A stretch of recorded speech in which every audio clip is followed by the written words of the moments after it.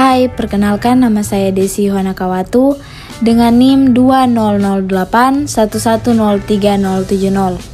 Saya adalah mahasiswa aktif semester 7 di Fakultas Ilmu Sosial dan Politik, jurusan Ilmu Pemerintahan, Universitas Samratulangi, Manado.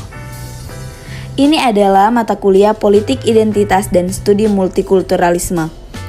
Dan saat ini saya akan menjelaskan materi saya, yaitu Dinamika Politik Identitas, Studi Kasus Kota Manado. Dengan dosen pengampu yang pertama Dr. Donald Moninca Esos MSI dan yang kedua Franky Robert Mewengkang SHMH.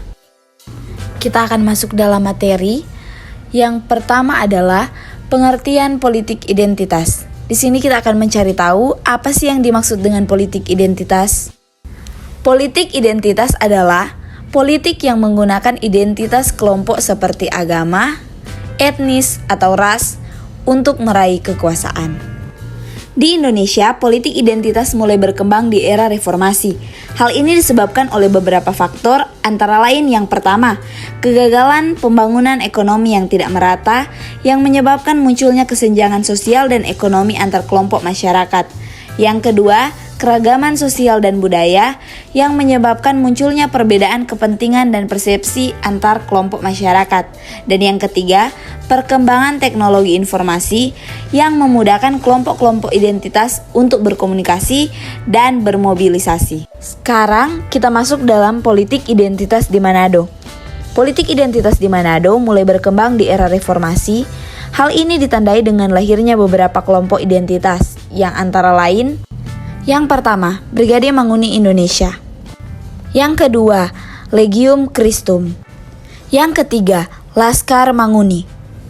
Yang keempat, Makapetor. Politik identitas di Manado tidak berdampak langsung terhadap kerukunan umat beragama.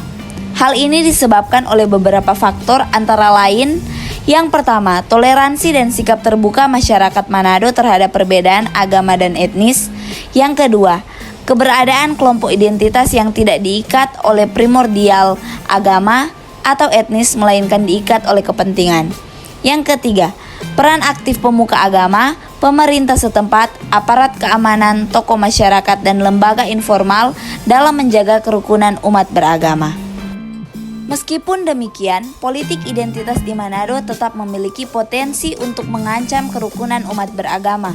Hal ini dapat terjadi apabila kelompok identitas tersebut menggunakan identitas agama atau etnis untuk kepentingan politik atau ekonomi, atau apabila kelompok identitas tersebut melakukan provokasi atau tindakan yang dapat memecah belah masyarakat.